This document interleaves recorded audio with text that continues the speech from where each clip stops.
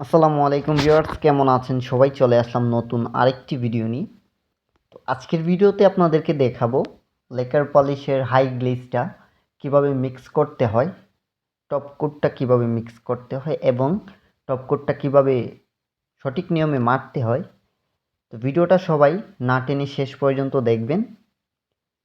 ভিডিওটা যদি আপনাদের কাছে ভালো লেগে থাকে অবশ্যই লাইক কমেন্ট শেয়ার করবেন। আপনি যদি আমার ভিডিওটা ফেসবুক পেজ থেকে দেখে থাকেন অবশ্যই আমার পেজটিকে ফলো করে আমাদের সাথে থাকবেন। আর যদি ইউটিউব চ্যানেল থেকে দেখে থাকেন ফার্নিচার কালার 00 ইউটিউব চ্যানেলটিকে সাবস্ক্রাইব করে পাশে থাকা বেল আইকনটি প্রেস করে দিবেন। ভিডিওটা বেশি বেশি করে শেয়ার করে দিবেন দয়া করে, আর না টেনে দেখবেন।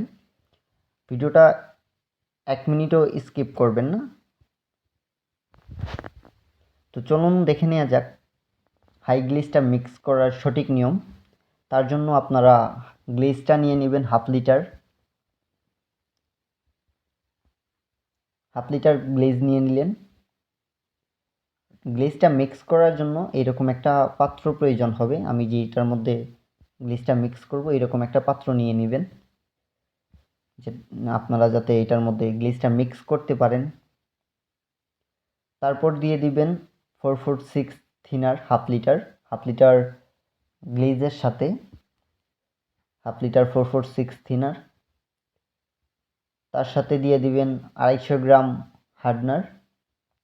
তো হার্ডনারটা দেওয়া হয় মূলত শুকানোর জন্য, যেন টপ কোটটা শুকিয়ে যায়, মানে গ্লেজটা যেন শুকিয়ে যায় তাড়াতাড়ি, তার জন্য কিন্তু হার্ডনারটা ইউজ করা হয়।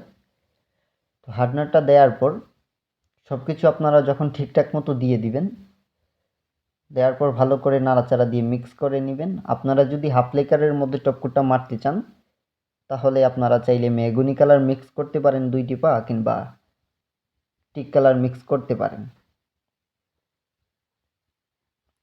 তো টপ কোটটা মিক্স হওয়ার পর, মানে গ্লেজটা মিক্স হওয়ার পর আপনারা যখন গ্লেজটা গানের মধ্যে নেবেন অবশ্যই সুতি তেনা দিয়ে ভালো করে ছেঁকে নেবেন, যেন কোনো ধরনের ময়লা যদি থেকে থাকে গানের ভিতরে যাতে ডিরেক্টলি না যেতে পারে।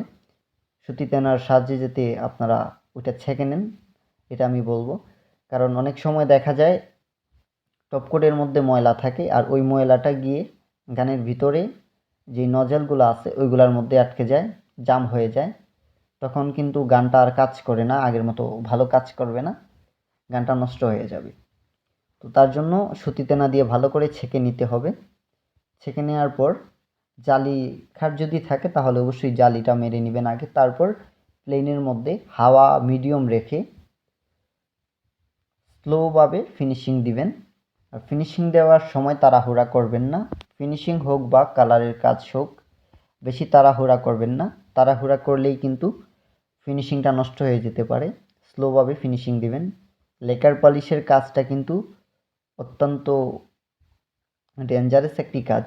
দেখা গেল আপনি কালার করার সময় আপনার হাতের ব্যালেন্স ঠিক থাকলো না, আপনি কালার করে ফেলছেন, আপনার হাতের ব্যালেন্সটা ঠিক নেই, সেক্ষেত্রে দেখা যাবে আপনার ফিনিশিং যখন দিবেন তখন ফিনিশিংয়ের গ্লেজটা ঝুলে যাবে, কিংবা কালারটা নষ্ট হয়ে যাবে, ঝুলে যাবে। তো তার জন্য আপনাদেরকে স্লোভাবে ফিনিশিং এবং কালারের কাজটা করতে হবে। আর অবশ্যই আপনারা 2 টান করে ফিনিশিংটা দিবেন। আর আমি যে টপ কোটটা আজকে মারতেছি, ফিনিশিংটা মারতেছি, সেটা হলো হাই গ্লেজের সাথে মেহগনি কালার মিক্স করে মারতেছি, যার কারণে একটু লালচে শেড আসতেছে, তেঁতুল বিচি কালারের শেডটা চলে আসতেছে।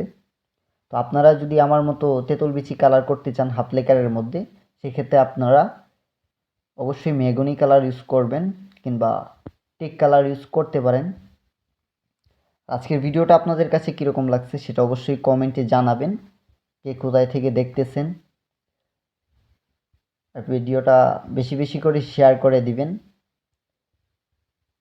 আর অবশ্যই লাইক করে যাবেন, আপনারা একটা করে লাইক কমেন্ট করে যাবেন, কারণ আপনাদের লাইক কমেন্ট দেখলে আমার অন্য নতুন ভিডিও বানাতে আগ্রহ হয়। তো ভালো থাকবেন সবাই।